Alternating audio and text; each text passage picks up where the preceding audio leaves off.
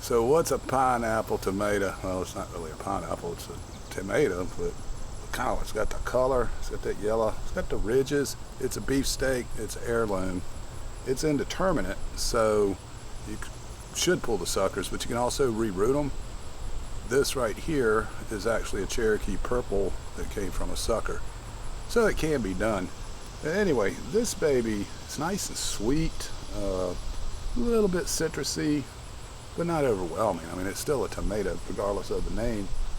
They get 1 to 2 pounds. If you have a good growing year, they're going to put out a lot.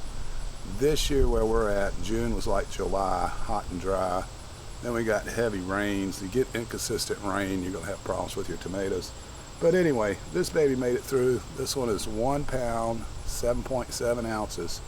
And we're going to devour this tonight. Might even make a tomato pie out of it. Very, very tasty tomato. Highly recommend it. Again, they put out a lot if you have a decent weather for a good tomato season.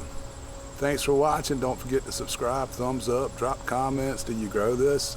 If you don't grow it, did you quit growing it, or have you never grown it? Whatever. We'll see you guys on the next one.